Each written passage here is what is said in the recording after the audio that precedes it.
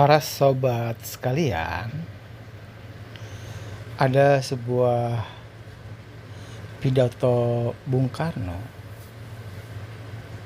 yang barangkali mungkin tidak masuk akal kita semua, karena dibawakan oleh Bung Karno di Negeri Sembilan pada tahun 2009 tanggal 12 November. Tentu saja hal ini akan membuat kita bingung ya, karena Bung Karno sudah wafat pada tahun 1970. Jadi pidato kali ini adalah pidato Bung Karno mengenai masalah Indonesia di masa depan. Bung Karno seperti memahami apa yang saat ini sedang terjadi dan pesan-pesan yang berisi mengenai harta amanah Bung Karno itu sudah waktunya dapat dikeluarkan, yang disimpan oleh beliau itu di alam gaib, bukan di alam nyata seperti kita saat ini. Tujuan Bung Karno untuk pidato kali ini yang suaranya persis sekali itu adalah memberikan tanda bahwa zaman kita saat ini itu adalah zaman di mana harta amanah peninggalan Bung Karno sudah waktunya dikeluarkan oleh seorang yang akan menggantikan Bung Karno, yaitu Imam Mahdi. Baiklah para sobat, mari kita dengarkan pidato Bung Karno.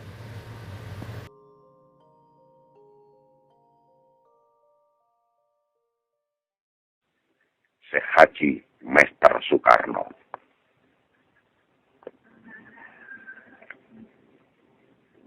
Amanat Syekh Haji Mester Soekarno. Jangan mimpi orang-orang amanahku untuk bisa mencairkan aset atas namaku. Sementara ilmu dan rahasiaku pun tidak tahu, kecuali orang yang diangkat oleh Allah Subhanahu wa Ta'ala jadi Rasul seperti aku dahulu. Hanya satu orang di dunia ini yang mampu mencairkan aset atas namaku, hanya penggantiku, yaitu Rasul Allah yang disebut Khalifatul Mahdi atau Imam Mahdi, yang memegang bendera putih kuning yang bertuliskan Ismullahul Adham, yang mampu mengisi bin Mahdi di bank dunia.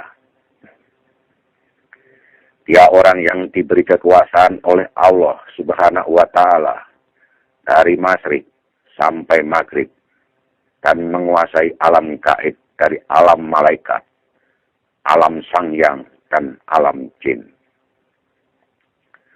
Sementara aset-aset barangku kutitipkan di alam gaib di para ratu sangyang dan para ratu jin. Maka aku sarankan kepada para pemegang amanahku, jangan ceroboh tentang hartaku. Itu kepunyaan Allah dan Rasul-Nya. Tidak mungkin disiasati dengan sistem teknologi perbankan. Dan kalau itu hartaku, kenapa tidak aku berikan kepada anak-anakku dan keluargaku? Dan kalau itu harta negara, kenapa aku tidak berikan untuk negara? Makanya banyak orang keliru memandangku hanya melihat satu sisi sebagai seorang presiden RI yang berpangkat bintang 5. Padahal yang sebenarnya aku diberi pangkat oleh Allah Subhanahu wa Ta'ala, yaitu pangkat bintang segitiga emas, yaitu bintang kerasulan yang diutus oleh Allah Subhanahu wa Ta'ala untuk membereskan negara-negara yang belum merdeka. Dan sampai aku punya gelar dari PBB, yaitu Presiden Komisaris atau Presiden Sedunia, yang disebut Malikul Mulki. Tanda-tanda kemunculan penggantiku yang disebut Khalifatul Mahdi atau Imam Mahdi.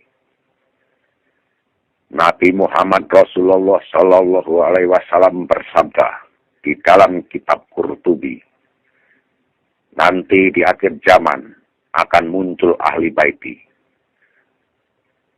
yaitu seorang laki-laki yang membawa pertolongan Allah Subhanahu wa Ta'ala, yang mampu mewujudkan cita-citaku untuk menjadikan Indonesia sebagai negara terkaya di seluruh dunia, yang disebut negara mercusuar. Tanda-tandanya, negara Irak terjadi peperangan, hampir-hampir dinar pun tidak ada dan akan terpecah jadi 3 golongan, yakni Sunni, Kurdi, dan Syiah. Bakal terjadi bencana yang membawa korban banyak, seperti tsunami. Bumi akan mengeluarkan lumpur hitam seperti lapindo. Gunung-gunung akan meletus dan banyak kebakaran. Akan muncul masjid berkubah emas. Akan terjadi kekisruhan para pejabat negara di setiap negara di seluruh dunia. Ciri terakhir, kalau mimbar Masjid Kubah Emas yang ada di Depok, Jawa Barat, Indonesia sudah dibuka, berarti harta atas namaku mulai dikeluarkan dari alam gaib. Dan muncullah saat itu seorang pemimpin penegak keadilan dunia seperti aku dahulu. Itulah tanda-tanda kemunculan Khalifatul Mahdi atau Imam Mahdi. Apakah kita tidak menyadari tanda-tanda yang Rasulullah Shallallahu Alaihi Wasallam sabdakan sudah terjadi semua? Berarti penggantiku sudah ada, tinggal menunggu waktu muncul ke permukaan negara, dan aku yakin bahwa penggantiku ada di daerah Jawa Barat, di daerah perbatasan Subang, Kerawang, Jawa Barat, Indonesia. Tidak jauh dari tempat aku memerdekakan Indonesia. Maka aku sarankan kepada orang-orang pemegang amanahku, bertobatlah agar menjadi orang yang beriman dan bertakwa kepada Allah dan Rasul-Nya. Sebab Allah Subhanahu wa Ta'ala tidak akan menurunkan khalifah atau Imam Mahdi ke muka bumi apabila masih ada orang yang bersyukur dan beriman kepada Allah Subhanahu wa Ta'ala. Sementara menurut pandangan manusia, masih banyak para ulama. Tapi kenapa Al-Quran berkata begitu? Itulah amanatku yang aku sampaikan kepada orang yang aku percaya. Malam Jumat Kliwon, 12 November 2009, Syekh Haji Mester Soekarno.